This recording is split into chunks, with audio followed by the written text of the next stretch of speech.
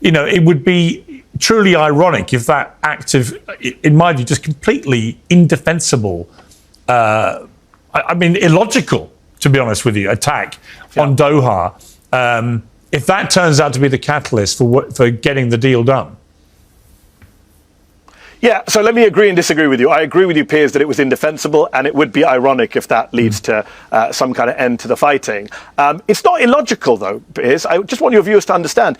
If you are an expansionist Israeli government, you don't want peace with the Palestinians. You don't want peace with the Lebanese. You don't want peace in the region. You want to keep expanding. Piers, you may have seen Benjamin Netanyahu recently said in an interview, he supports the idea of a greater Israel, which is a crazy idea that some people used to say was a conspiracy theory on the Israeli far right. It was only mad people like Smotrich. The Prime Minister of Israel said recently in an interview he supports the idea of greater Israel, which means taking territory from Syria and Lebanon, maybe Saudi Arabia, Jordan, and creating a greater Israel, even bigger than they already have illegally. So it's not illogical from that point of view that you wouldn't want to do a peace deal. They always kill the negotiators. Piers, I came on your show after they bombed Iran, and I told you about Ali Shamkhani, who was the main nuclear negotiator, who was negotiating with the Americans.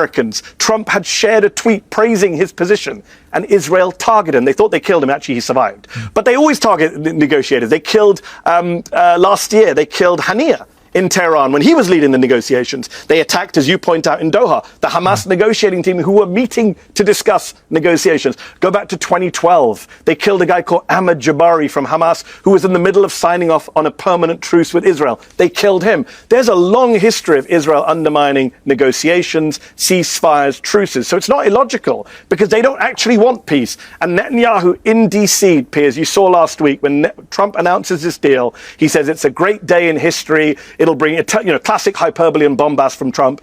Netanyahu goes and does a video in Hebrew and says, hey, we got to win here. We're not leaving the Strip. And then the guy behind the camera says, what about statehood? He goes, there's nothing for statehood in this plan. You remember what they used to say about Arafat, Piers? That he says one thing in Arabic and another thing in English. Netanyahu's the master of that. He tells the Western media and Trump what they want to hear in English, and then he tells his right-wing base and his cabinet in Hebrew, yeah, we're not going anywhere. This is not a peace.